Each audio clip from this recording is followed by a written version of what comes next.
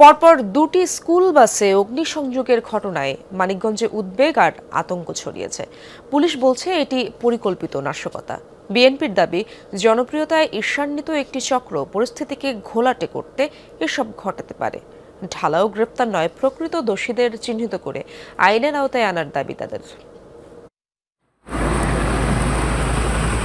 গেল 13 নভেম্বর মধ্যরাতে মানিকগঞ্জের ফলসাটিয়া এলাকায় পুড়ে যায় হোলি চাইল্ড স্কুল অ্যান্ড কলেজের একটি বাস। ঘুমন্ত অবস্থায় দগ্ধ হন বাসের চালক। হাসপাতালে তিনি এখনও সংকটাপন্ন অবস্থায়। এর 4 দিন আগে উথুলি মোড় এলাকায় আগুন দেয়া হয় মুন্নু স্কুল অ্যান্ড কলেজের আরেকটি বাসে। শিক্ষার্থী নেয়ার উদ্দেশ্যে বাসটি পার্কিং করে রাখা ছিল স্থানীয় একটি সিএনজি পাম্পের পাশে।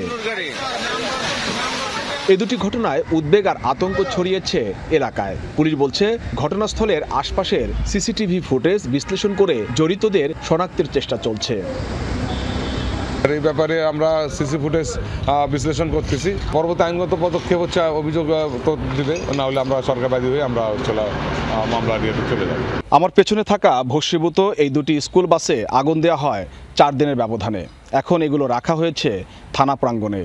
পুলিশ বলছে দুটি ঘটনাই পরিকল্পিত নাশকতা। সিসিটিভি ফুটেজ ও তথ্য প্রযুক্তির সহায়তায় জড়িতদের শনাক্তের কাজ চলছে।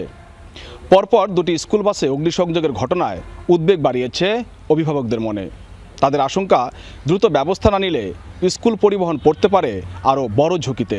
কোন টাইমে আগুন জ্বালিয়ে দিবে, কি করবে, আসলে আমরা তো নিরাপত্তাহীনতায় ভুগছি। আমি অভিভাবক হিসাবে এটাকে ভালো চোখে তো দেখবো না, কারণ হচ্ছে বাচ্চাটার একটা কিছু দুর্ঘটনা হলে সেটা তো আমার মা হিসাবে আমি সেটা মেনে নিতে পারবো না।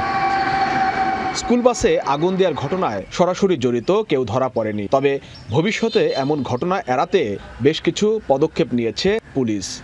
আমাদের হাইওয়ে পুলিশ, তারপরে জেলা পুলিশ, আমরা ম্যাসিভ আকারে পেট্রোল বাড়িয়েছি আর কি। এখনো ওরকম স্পেসিফিক আসামি আমরা ধরতে পারি নাই। যারা এই ধরনের কাজ করাইতে পারে সেই ধরনের কিছু লোকজন আমরা গ্রেফতারে গিয়েছি। তবে এই ঘটনার ভিন্ন ব্যাখ্যা দিচ্ছে বিএনপি। তাদের অভিযোগ, জনপ্রিয়তায় ঈর্ষান্বিত হয়ে একটি চক্র রাজনৈতিক অস্থিতিশীলতা তৈরির উদ্দেশ্যে এমন ঘটনা ঘটাতে পারে। যারা দেশের স্বাধীনতায় চায় নাই, এই রকম একটা দল তারা রাষ্ট্রীয় ক্ষমতায় যেতে চাচ্ছে, তারাই এই ঘটনার সাথে ইন্ধন যোগাতে পারে এবং তাদের ব্যবহার করতে পারে, এটা আমরা ধরে নিতে পারি।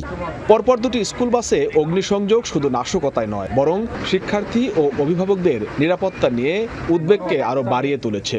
কে বা কারা জড়িত এবং উদ্দেশ্যই বা কি, তা দ্রুত উদ্ঘাটনের দাবি স্থানীয়দের। BM Khorshed, Jamuna news.